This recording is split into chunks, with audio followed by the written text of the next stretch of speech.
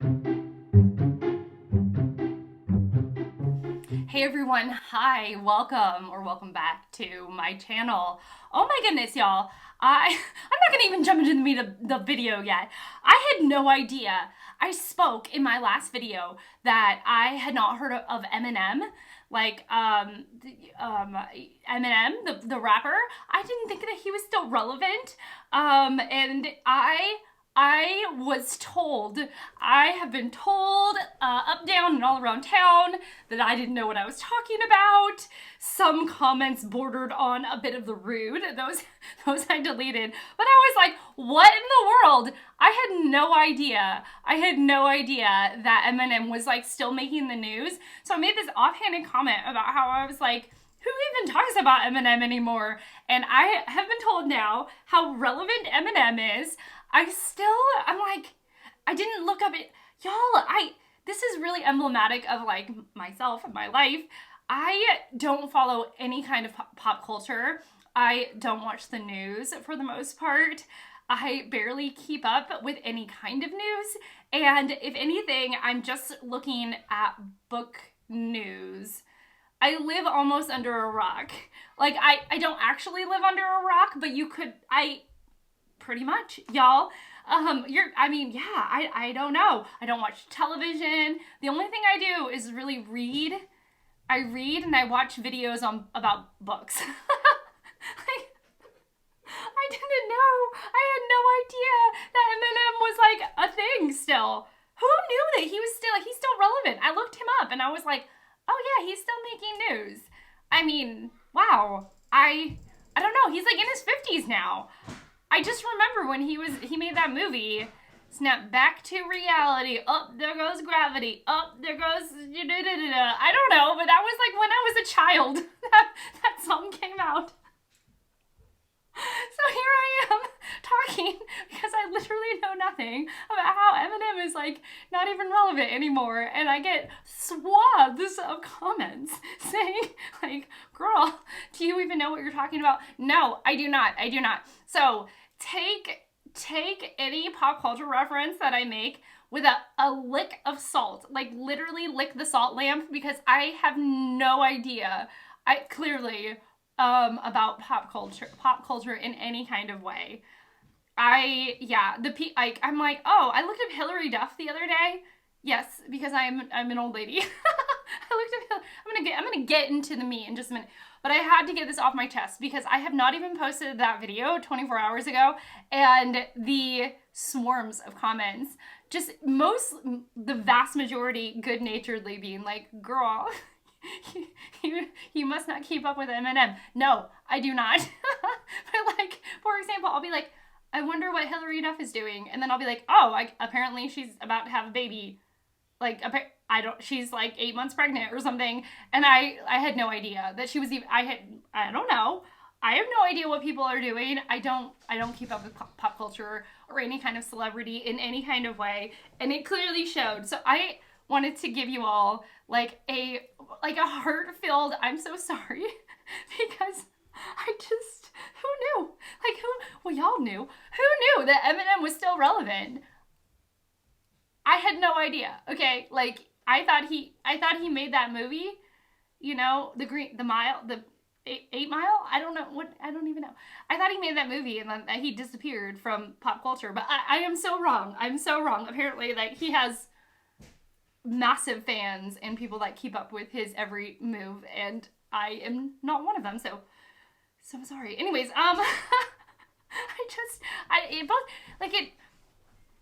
mostly, I mean, I don't mind. I really don't mind being corrected on the internet by hundreds of people. Every once in a while, I'm just sort of like, wow, I didn't realize how wrong I was.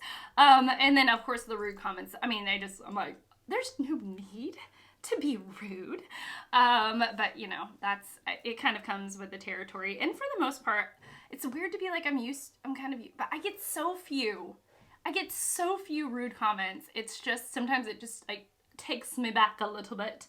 But yeah, let's actually talk about One Piece. Oh, I should say, so if you actually made it through that very lively and irrelevant introduction, Yes. Then, and if you're new here and you made it through that, then wow, hi.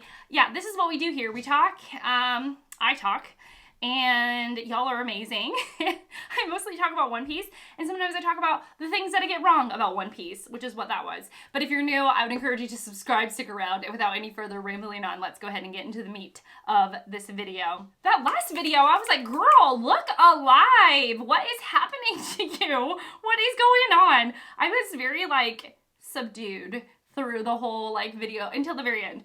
And then I made my EMINEM comment. Okay, well, I was like, look alive, girl. Okay, I wanted to mention these 2-page spreads. I am going to break one of the holy rules of talking about One Piece. I'm going to put a picture on the screen. Hopefully nothing happens. Nothing has happened to me thus far, like in terms of like putting images on the screen. But I know it is a scary thing because, you know, people be out here trying to take you off the internet by showing One Piece images. So I will say that I really love the double page spreads that have these, like, all the characters together doing wild things. So in this one, Luffy is riding a bicycle and he's got a turtle on the front of the bike. We have Usopp trying to harangue the horses. We have Chopper sitting on top of the carriage. Sanji looking, you know, maybe, what is Chopper doing? He's looking surprised. We have Sanji looking too cool for school, and we have Zoro drinking something, looking delicious. And we have and beyond Zoro, there is like a straw hat, and the whole thing is awesome. And this is called Riding High Already. One Piece. So yeah, and it looks, you know, vaguely like a nod to like medieval times almost, but it's fantastic. And I just wanted to say that I find these double page spreads so gratifying. I love looking at them, and I don't really talk about them because they're kind of out of context to the story. I think maybe you all have some insight. Maybe it's within context. Maybe there's a story within the story of the double page spreads. You know what I'm talking about, the ones that kind of have different shading techniques, and I don't know, but I just really like it, and it gets me every time. It makes me appreciate Oda's art and his playfulness, and I love our characters together, especially when they're interacting in some way, and all of what he's saying in just 2 pages without dialogue, like all of just what the imagery is telling us. I love that so much. So, in true spirit of a Shelley video, I am all here, hither and thither and yon. I'm here, there, and everywhere. I think I'm going to finish Skypiea in this video, and then maybe I know I keep on wanting to like stitch all the arcs together in one long video, but I don't know if I'll actually do that, so that you don't have to go through the playlist, that it will just be like one video of Skypiea with Jaya and all the Skypiea segments or something like that. Okay, so we have Sky Knight in a backstory. It opens, chapter 174 opens, 274 opens with the Sky Knight saying, "Are we the evil ones?" And I was like, wait a second. What if they were the evil? What if the Straw Hats are fighting on the wrong side? And then I was like, what in the world? And so I had a moment, and then I was like, wait a second. No, girl, that is not how it works. That is not how it works. Eminem is still the bad guy. So, and I am just at the end of my last video segment, I was like, I really think Eneru is crazy. Like, I feel like he is psychotic. I mean, I know that like Arlong had his own stuff, and Wapol, who ends up making a toy factory. Like, what is that all about? Like, Wapol kind of ends up being a good guy. Like, he has his own things to work through, but I feel like Eneru is straight evil, because he's like, is that the paradise I seek, a land that is worthy of me? And I was like, how grandiose do you think you have to be to think that a land has, you know, that land's been there longer than you have, sir? And I was just like, what in the world? Like, some of the things that he says just baffles me with their grandiosity, and it makes me want to slap him, okay? Like, I don't like this guy. And then he says, what does he say? Yeah, this is just, like, he gives me the ick, okay? Like, his attitude gives me the ick. He says, there I will create a god land. Those who live there will be the chosen few. I was like, ugh. Oh, getting dictator vibes. Getting, what is it called? You know, getting fascist vibes. I don't know. I'm just like, so, oh yeah, and then the rumble fruit. The rumble fruit is like lightning and thunder. So that was interesting. I mean, what is more powerful than lightning? That is not good. And then he uses the lightning power on Robin, which is just not good. And then Zoro comes out and he's basically Zoro has now just grown again in my estimation because he said she's a woman. Like he like holds her in his arms and he looks at Eneru and he's like, she's a woman. And then Eneru's response was, I know, I saw. And I was like, I just want to slap him so hard across the face. And then Eneru, he gets even worse. He's like, who cares about your world of dreams? And I was like, we all know how powerful dreams are. We all know how important dreams are in our Straw Hat world and in real life. We all know. We are here for it. And I was just like, I want him to die so bad. So bad. And then our main gorilla guy, which I constantly forget his name. I'm so sorry, y'all. But he has a sea prism, and he said the sea prism stone sucks all the power with those of the devil fruit's powers. Like, it sucks out their power. And then Eneru says, so he basically is like, but if you use it, it's a rejectile, isn't it? But it will kill you too. Like, if you use it on me, it will get you, it will bad things can happen to you as well. And so, you know, but then he ends up still using it, and I was like, yes, it's like anything to get this guy down. But of course that doesn't kill him, and I stopped after a couple chapters because I was like I must talk to my people, first of all about EMINEM, and then second of all about the evilness of Eneru. But he says fear is the kami, so fear is God. And I was like, you are crazy. Like, you are out of your mind. You are evil. You are pure evil. I don't like you. I think you are the worst. I mean, I haven't read the whole thing, but you are the best villain. The worst. You are the worst, and thus win the best villain award. So, I'm going to read some more. Normal, slow. Okay. No, it is normal. It's normal. Okay. All right. Sometimes my kids like to make videos too. They don't ever hit the internet, but they like to make videos, and it's very endearing. I love it so much. But yeah, so I'm gonna read more, but I had to be like, fear is the kami. I am going to rip somebody's eye. Well, not, Eneru's eyes are gonna be mine, and I will wear them as a necklace around my neck because of how evil you are. Okay, well, that sounded kind of evil of me. All right, I'm done. I'm sorry. I'm so animated. I'm just like, Warrior Wiper. Okay, I got it now. Warrior Wiper. I need to write that down so I don't forget. Warrior Wiper. Warrior Wiper. Got it. Things are going down. Things are going down, y'all. Okay, I'm just in such a great mood. Okay, so the kami is talking. The new kami, the evil kami, is talking. EMINEM is talking to Wiper, and he was like, you're just an eyesore now, and you're just an eyesore now, an eyesore. I was like, you're rude. Who taught you some manners? Clearly not your mama. All right. And then he's like, why do you stand? And Wiper says, for my ancestors. And he's all like beaten and bloody and broken. And yes. And then, who knew that Canis was going to come out as she's actually incredibly useful. She's incredibly useful. She's a little bit like Vivi, you know? Like, she's fighting for the people of the island, and she's trying to get everyone to evacuate. And then, all of a sudden, everyone has fallen. Zoro, Robin, Wiper, Chopper, I think they're all like down for the count. And Nami's like, look, I can go with you. And I was like, Nami, that little trickster is coming out. You are such a little trickster. You're such a little, you know how to survive a situation, girl. Like, I'm with you. But yeah, I was like, wow, all right. And she, you know, she takes her little zoom zoom her like her vehicle with her.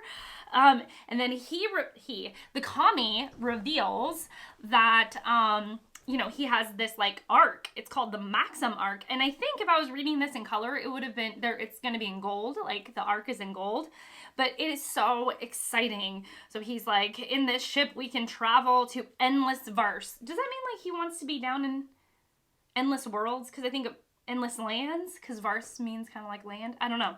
So, but they have this, you know, this ship. And Nami's sort of playing the double agent. This is not the first time she's played the double agent. Wow, Oda really kind of bringing it all together. People being within character and all that. Very smart.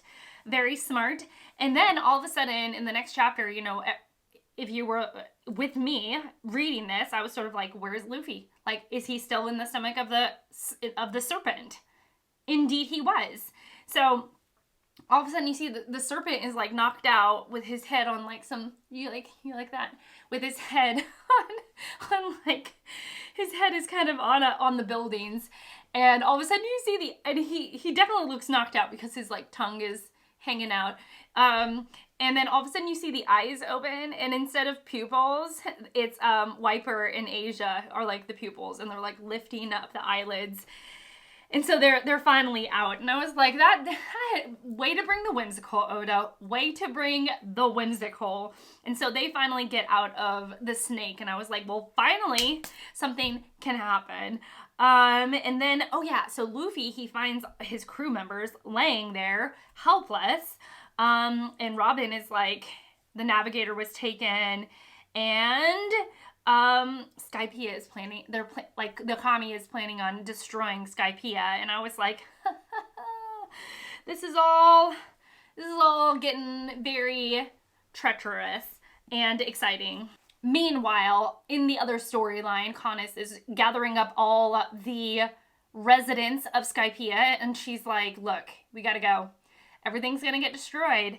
And, you know, to stick with that storyline, because it does go back and forth for a little bit, but the main, what is his name?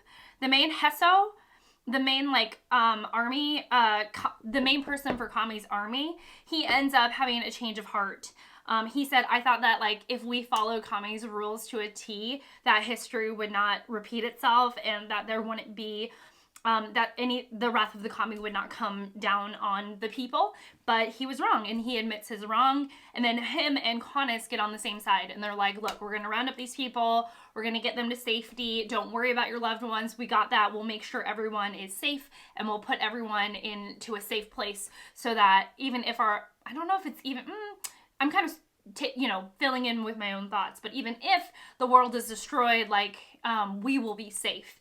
And I like that. I liked that, you know, our main military leader can admit his mistakes. And I really like that there is like the coming together of two warring sides. So yeah, so it seems like the angels and the people and the military people, they're all just working together now to find safety. And that is fantastic. Here is one of the main clues that makes me realize that our kami, Eneru, is not actually a god. So in his like mind's eye, because he can see, he's like not omnipotent, omniscient? I forget the word for it. But anyways, because he can see everything, he doesn't know everything, but because he's all present, which would be omnipotent, then he realizes that there are not just 5 survivors, because both Asia and Luffy survived, as well as Nami, Wiper, Zoro, Robin, and Chopper. So yeah, so more than 5 survivors ended up living, and that goes against the kami's prophecy. And he says, how interesting, it means my prophecy was wrong. And yes, there can be false prophets out there, but this is like really revealing the fact that he is a false prophet, because the whole thing about an omnipotent, omniscient, omnipresent, is that right? it's all present is omnipresent, girl, not omnipotent. That's all powerful, right? And omniscient is all knowing, I think. I'm getting my omnis all messed up. But the thing about being omni anything is that it is undefiable. Like, it is always the truth of what happens. In order to prove that, you have to be right all the time. Otherwise, it's just like, what's the difference between you and like a false prophet? Nothing. So, or someone just guessing. And I thought that was really interesting. So it shows like this fraction, this moment of weakness. And then of course Luffy shows up, and that is always like the moment, like when Luffy comes and he's ready for blood. When Luffy appears, he's ready. He is ready for a fight. And then, oh my gosh, he's like, Luffy's like, what did you do to my crew? And Icky Kami was like, which pieces of garbage are you referring to? And I wanted to just slap him across the face because he is horrible. And then their fighting starts. And of course, Nami very quickly is like, if you want to know whose side I'm on Luffy's side. Just so you know. So, she's good at like being like, if it all comes down, if it boils down to brass tacks, just know that, I'm on the right side.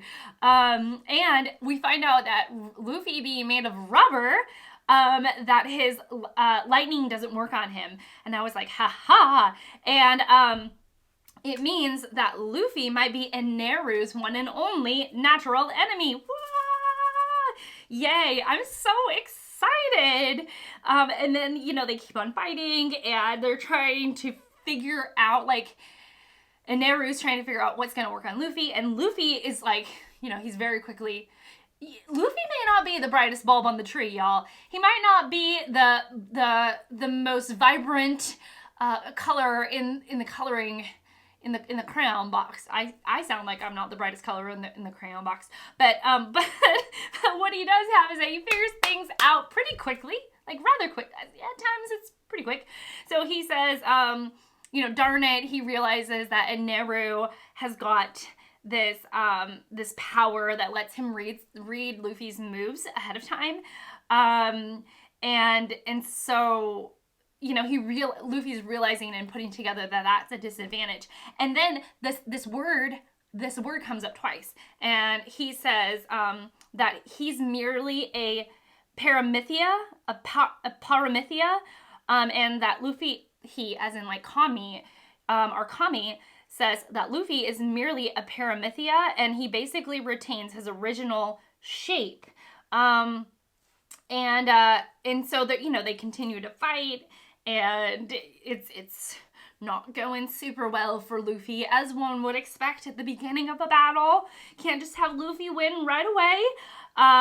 But where am I going? Nami has a freak out moment. She's freaking out, and she's worried that, if they defeat Eneru, the ship will probably fall, and if we don't defeat him, Skypiea will be destroyed, but if we stay, we'll be taken away, all this stuff. She's like catastrophizing in her mind. Quite rightfully so, because they're fighting a Kami. And so what do we do, Luffy? And then he literally is like, he's like, quit worrying. He's so fed up with her. Quit worrying. He says, you're a crew member of the King of the Pirates. Stop looking so pathetic. Keeping it real. And then the Kami says, King of the Pirates, in control of what kingdom? And then Luffy says, King of the majestic oceans of the world. And I was like, yes! And then, the Kami's like, let's finish our business in the sky. And then, Oda decides to let us know about the different types of gum fruit. So the paramythia, we have gum, chop, slip, boom, kilo, wax, munch, clone, flower, dice, spike, bind, bong. So I think those are like shape-shifting fruits.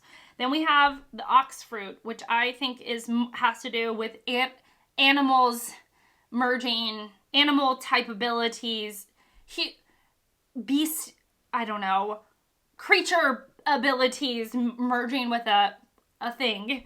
So ox fruit, the bison model. Human fruit, tweet fruit, the falcon model. Dingy fruit, mut fruit, and horse fruit. The dachshund model. Okay. And then we have logia. And this is plume, flame, sam, rumble. I'm guessing instead of it being like shape, body shifting, that those are like power producing fruits. That is my guess. And that's it for this check-in. But it was so, I'm just like, it's hard for me to put this down. It's so good. I might even finish today. I'm just like in it. I'm in it, y'all. I'm in it. I'm so excited. Y'all, we are cooking with gas. So I have all these books. I'm surrounded by books, y'all. And we get to the point where we know that Eminem wants to destroy everything with a lightning cloud. And that's his plan. He wants to destroy everything with a lightning cloud. And Luffy and him have exchanged words. So Luffy says, just because you're the kami, that doesn't mean you can just destroy everything. And the kami says, yes, I can eradicate life in land completely. And I was like, the grandiosity of this man makes me want to slap him so hard. And I am not a violent person. And then Luffy and Eminem are like, as they're fighting,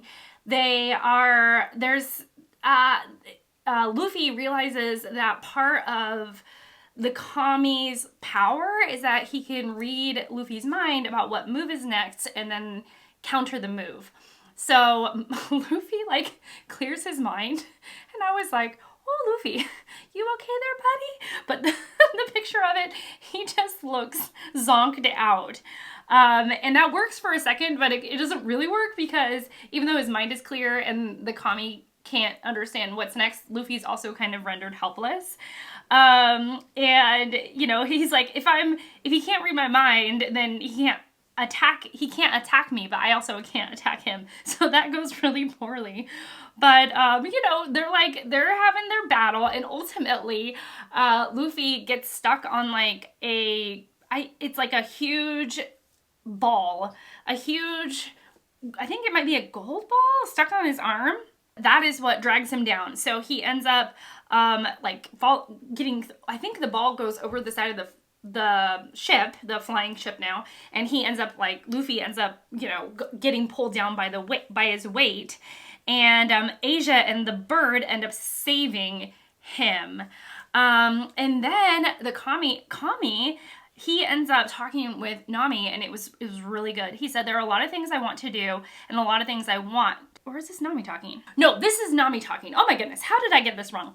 So he says there are a lot of, Nami says there are a lot of things I want to do and a lot of things I want. But if I have to leave those guys behind to go with you, then I don't want it. I don't want any of it anymore. And I was like, that is growth for Nami. That is growth because she is really comforted by stuff and things. And to say that she would give it up for her friends is awesome. And you know, it kind of got me at the time. I was like, oh my goodness. And then all of a sudden, Sanji and Usopp show up again. Like, they're all battered and bruised, but they end up, Sanji, of course, is very motivated by saving the girl of his dreams, or the girl of his moment in his dreams, Nami. And he ends up, you know, deciding to go on the boat to try and save her. And so he and Usopp end up fighting the kami with like varying degrees of success. Nami sort of realizes that she can use like metal wands to redirect the lightning. You know, so she can like, if there's a lightning strike from the kami, she can like counter it with those weapons, but it doesn't really work that well. And of course, Usopp has like the exploding star moment, like one of his inventions. And they're doing like the best that they possibly can. But I think my favorite part was when Usopp kicks the kami, and then like the things were like, if you didn't get that, there was like lightning thunder. And his sort of response to getting attacked by lightning, Sanji's response as he holds his little bitty cigarette, he says, I was just thinking how I wanted a light. And I was like, oh my gosh, he still has a sense of humor even through the perils of, you know, fighting a god. So that was great. And let me see. I know I have to get to where I got to today. Oh, and then I think it's really, like, I really love the pairing of Robin and I'm getting too excited. I really enjoy the pairing of Robin and Zorro. And actually, as Zorro was like mega beat up, she uses her flower power, her flower fruit, her arms to like carry Zorro. Like he's laying on her back and getting carried here, there, and everywhere. And I don't know. I just really like them together. I think that they're a great pairing. And you know, everything is getting more ominous. Things look like it's gonna happen, and Asia, she's crying. She's like, is Skypiea going to disappear? And then all of a sudden, sort of lightning starts raining down like hail from the sky, and things are starting to fall apart. And then that's the moment in which, and I think Luffy goes up the giant jack to try and save Nami.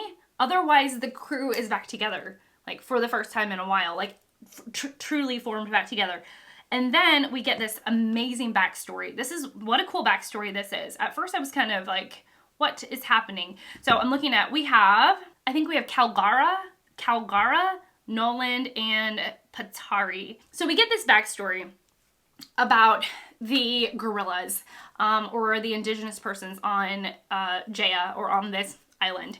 And what they were going to do is that they were going to sacrifice one of the daughters. They were going to sacrifice, what is her name? I just said it. Pentori. They were going to sacrifice her to their god, which was a huge snake, very reminiscent, if not the same type of snake that Luffy was in the belly of for quite a while. So he's about to sacrifice her when there was some interference by Noland. Like, Noland ends up, he keeps on saying he hears the ring of a bell, and he lands on this island, and he recognizes that this child has the plague, and he interferes with a sacrifice that was about to go down. And of course, everybody is incredibly frustrated with that. And there is like this clash of cultures, which is interesting because I have a book, this nonfiction book, and it says the spirit catches you and you fall down.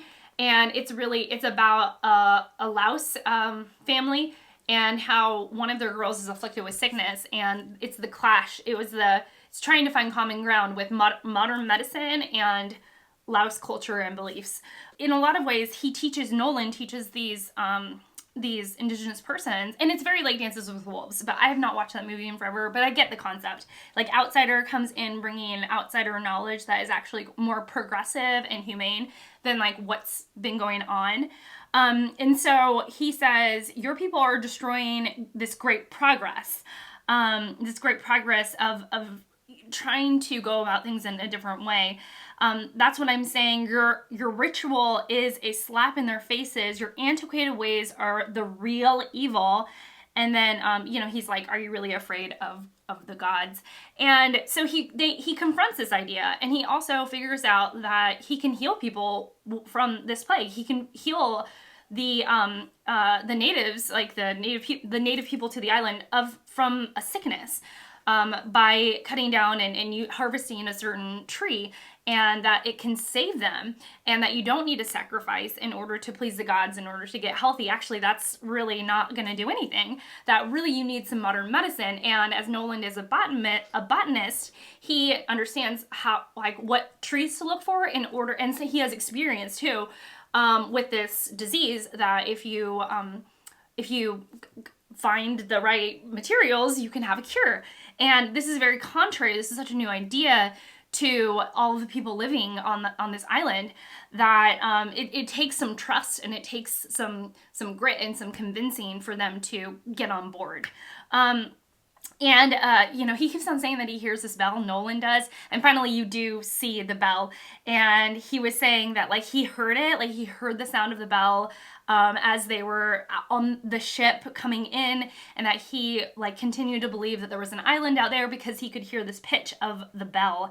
And so the bell has significance. It's like instead of a guiding star or guiding light, he has this guiding sound that helps him go hither and thither and yon and find the place where he's supposed to be.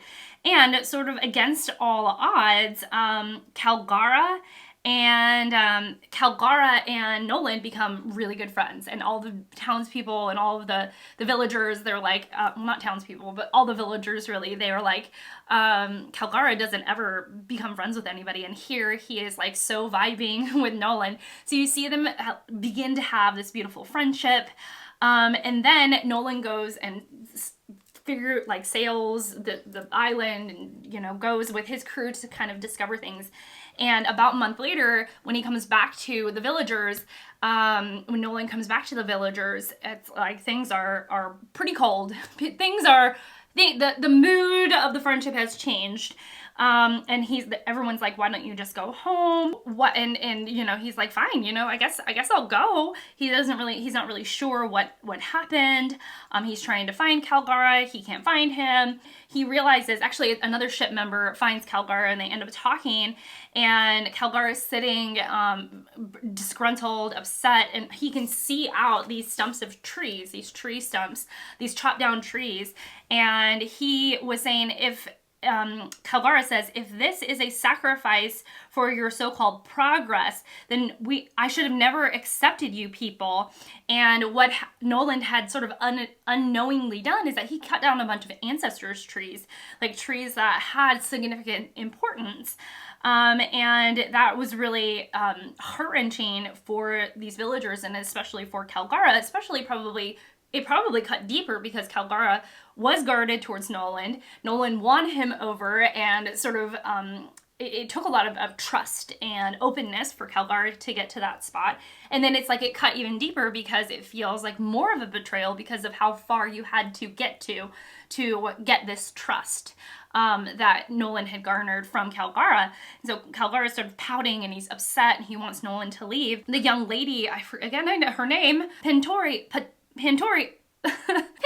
says, what if one single tree was ravaged by a deadly poison, and the poison in that one tree eventually spread throughout the forest and ate away at people? If we had known that poison would kill the island, what will we have done with that one precious tree? She ends up imploring her father to understand that it wasn't out of naivety or ill will from Noland that they ended up cutting down this tree, and that it was really an act of mercy and an act of you know, it came from this really gracious place and this knowledgeable place that Noland did what he did, and so, you know, and she's just imploring him, her father, to understand what happened. And that is a really powerful moment. Of course, Calgara comes to his senses. You know, he makes amends while screaming across the ocean, which we've actually seen before, like when Vivi is speaking to the Straw Hats as they're floating away, and they have this great distance between them. And again, we have this distance between Noland's ship and Calgara, and he says, we'll ring the bell waiting for you. That's what Calgara screams to Noland, and they're crying, and he says, let's meet again, my friend. And then he says, we'll meet again, I promise. And then Noland goes back to like his world, and he has all these stories, and it's interesting because nobody believes him. He ends up becoming a liar, and he ends up, at least they show the beginning of the moments before his beheading, and he doesn't hear the bell anymore. Noland doesn't. And so even upon his death, he says, I'm just worried for your safety, the safety of the villagers. And it seems as if, things are really going down. It seems like, at that moment he gets beheaded for his lies, even though they're actually truth, because he talks about the city of gold, which did exist. And he talks about, this bell. I mean, he has all this stuff that he wants to share, and yet he is touted as a liar, according to his own people. And then we see giant jack starting, so the island breaking off. We see the island breaking off, and I think that, you know, it then sort of shoots to the sky. I think I read it kind of quickly because I was all in it, and then I was like, I need to talk to y'all. So I'll probably go back and look at it. But yeah, at that point, according to the villagers, like the island ends up like breaking off. There's like an earthquake, and I think it goes off to the sky. So anyways, but I need to go look at that. But mostly it was about the friendship. I was so like in it for the friendship for Noland and Calgara. I'll go back and read that last chapter so I know exactly what happened to that village and those villagers. But yeah, it was just so thrilling. And, you know, I think Oda's so great at building friendships between people. And it's interesting to see them so far apart and how they're coming back together. But I only have, you know, a couple of chapters left. I have about 10 chapters left of this arc, and it's really like, I was sort of unsure about the backstory at first. I was like, where are you going with this? What is happening? And then as it started to come together, I was like, oh, this is good. Oh, this is really good. I was like, oh, I really love that. I really loved this friendship. It was beautiful. So anyways, I'll be back. As I mentioned in the last clip, that I was going to go back and read that last chapter of the backstory because I kind of got in the weeds of the main sort of highlights of the friendship. And so anyway, so I did go back, and Noland, he promises that there is this El Dorado, the city of gold, and that promise doesn't get fulfilled because he can't find Shandora because it was whisked off into the sky. And so as this whisking off into the sky happens, what happens after that? So he's like about to be beheaded. Noland is, for lies, even though they're not lies. And they can't find the indigenous people, they can't find the gorillas, they can't find anyone. And so it kind of proves Noland's lies, even though he's not lying. And let's see what happens. Oh yeah, so it gets whisked off into the sky, and it disrupts like the sky people, like these heavens, the angels. And then the current kami, who is not the Sky Knight and not Enel or Eneru, the current kami says, I'm the kami, and we're going to like drag these people out of here. Like, how dare they disrupt our land, even though it's not their fault. It seems to almost happen by accident. There's no reason why. And of course the gorillas' response is like, they can't take this land from us. And so thus starts this like the conflict, the conflict between the sky people and the kami and our village people who are now in the sky, and they didn't mean to be in the sky. And I think when the island got whisked into the sky, something happened with the bell. And so Noland can't hear the bell anymore, and the bell did not even ring. As a Wiper, when Wiper's little, he says, do you think it could still reach him, the sound of the bell? If we rang it now, do you think it would reach Noland? And that is the question, right? Like, that's the big question. If it rings, will it reach Noland? Who knows? At this point, we kind of get back to present day, and this thought, I think, is still in Wiper. And Eneru is raining lightning down, almost like hailfire down onto the island and destroying everything, which is not good. And we're still thinking about this bell. And Eneru wants that golden bell in the tower. And then, of course, Luffy being Luffy, he's still like, he's running up the giant jack. He's like up there running up to giant jack, partly to save Nami, who's actually on the ground. It was a mistake, but also for the bell. So now our big thing is all about this bell. And we're like, what is going on with the bell? Like, what is with this bell? I mean, if it rings, will Noland actually come back? Like, what will happen when the bell rings? What will happen if Eneru gets his hand on the bell? All the questions. So I wanted to catch up with that before I actually finish reading this. Otherwise, I'll probably get too excited and not actually like catch up. But yeah, I'm excited. Very excited to finish. Well, not to finish. I mean, not the end. I'm excited about the journey towards the end. You know what I'm talking about. I did indeed finish. And okay, so we find out that what Enel is trying to do is that he is like creating these massive circular storms of electricity, and in kind of a split second he releases one, and all of a sudden Angel Island is gone. It's all completely gone, and we've gotten a sense of what he can do. And all of a sudden he starts building like this second massive spherical ball of lightning, thunder, electricity to like decimate something else. What it ends up becoming about is the ringing the bell, and Luffy is determined to ring the bell. And here's there's a couple of like really interesting things. So the first one is that Zoro says that if Luffy says he's going to do it, he will. Once he puts his mind to something, there's no stopping him. Even if Nami tries to bring him back, he won't go with her. He and Eneru are after the same thing. But what I liked was that it really revealed like Luffy's single-mindedness, his stubbornness, like his sort of tunnel vision. But in some ways, it serves him so well. In other ways, you're kind of like, Luffy, get it together. Like, use your brain. And in other ways, it's just fantastic because, you know, he's single-mindedly like, I'm gonna ring that darn bell if anything, you know? And so finally they reveal the bell. The Kami sees it first. And I thought that was really fantastic.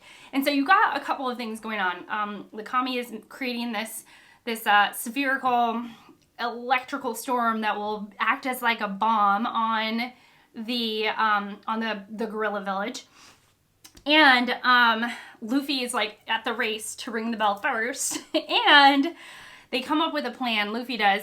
They're trying to cut down Giant Jack and get it to tilt. And on that tilt, it's going to hit, or it's going to create a momentum. And as it's falling, Luffy can get onto the Kami's ship, his golden ship. It's a group effort to get Giant Jack to fall. Like, there is a lot. I mean, even everyone's in on it pretty much. Even Usopp with some of his inventions, like everyone's trying to do it. And ultimately, I'm not there yet. Another thing happened, because first, Zoro describes Luffy as narrow, like, as when he gets his mind to something, you can't change it, which in so many ways is a great quality in Luffy. Like, he is himself, he will always be himself. And then, Robin says that Luffy is a romantic, and even when things look hopeless, he would give up his chance to escape just to like fulfill ringing the bell. Like, he's a romantic and he's a bit crazy. And I was like, oh my gosh, what another great way to describe Luffy. I loved that. And so, you know, again, everyone's in this team effort, and finally, Luffy is using this like golden ball as this weapon to like fight Eneru. And I'm like, yes. I don't know if I cannot remember properly if the other arcs are like this, but it seems like as he's fighting Eneru, instead of it being like this pure fight, there's these flashbacks as to like what things mean. You know, what it means to ring the bell. It means to bring back the light of Shandora. And that the sacred land will once more sing.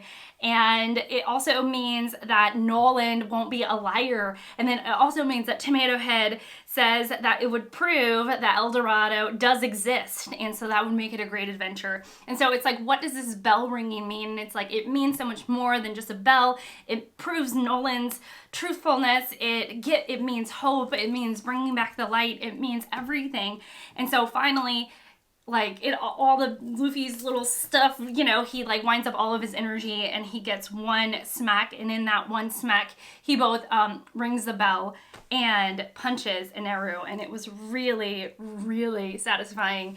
And indeed, the bell rings all the way down to the blue sea, and everybody hears it, including Tomato Head.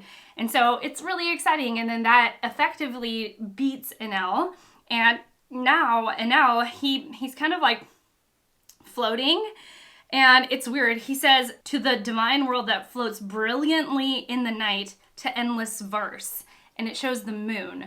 So is verse like moon dust?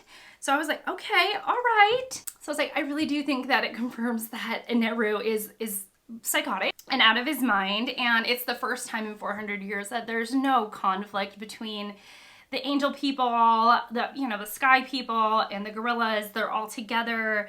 They're having an amazing time. And then it's just really about kind of closing out the arc. And so one of the things that Oda does is he's like, I'm not gonna just let you off.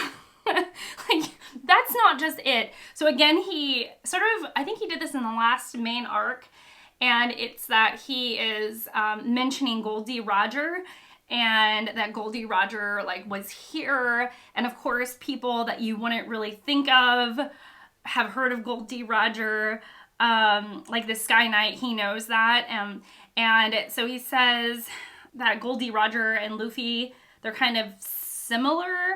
They have the same feel about them. That's what the Sky Knight says. Robin is like, I'm quite interested in him myself. Sometimes I'm like, does this mean that Robin is a bad guy? Like, what does this mean? Like, not a bad guy, but that she has her own internal motivations. And then one of my favorite moments is when they're leaving Sky Island, or Skypiea, that when they're going back down, an octopus is all puffed up, and it looks like a hot air balloon. The octopus's head, it looks like this massive blown up hot air balloon, and there they are sinking gradually down to the ground, and that was great. And then we get to see Don Quixote do Flamingo again, who's out down in the earth, the regular earth, not the sky earth, the earth, causing trouble and wreaking havoc. And it's just, they're great. Like, it's great. So Robin points out the surrealness of the experience as she's looking from the blue sea up to the sky, and she's like, it just seems so much farther away now that we've dropped. And it's just like they all kind of make their little comments, and Usopp says to Zoro, you think you're gonna make it into heaven? And I read it as like sort of sarcastically, or I just loved it. And you know, they're splitting up the treasure, and they've decided that the merry-go needs a lot of repairs, and I'm wondering like what kind of repairs, what's gonna happen to the merry-go, and that Luffy decides that their crew needs a carpenter, which is great. And meanwhile, we have like this side story, this cover story of Ace trying to find Blackbeard, and that's like a whole nother story. I'd have to go back from the beginning to read those again, but that's been going interspersed in between in between these chapters of Skypiea. There's been like Ace. I love his tattoo. It's A-S, S is crossed out, C-E. So I was like, But ultimately this was great. I don't know. I still think that the D in people's names, I'm holding fast to my theory that they have this maybe predestiny. They have this thing where they have to place a mark on the world in some way, that they're destined to make some sort of mark on the world, and ultimately that's, you know, what I think. But that's it from me. Oh my gosh, wow, we did it. I'm hoping that the next arc will go a little bit more. Actually, no, Skypiea was actually a short read. I just took a long break between Jaya and Skypiea. So hopefully a shorter break moving forward. And yeah, that's it. So thank you so much for watching. Thank you so much for being here. I really appreciate it. And I will see you all in my next one. Bye!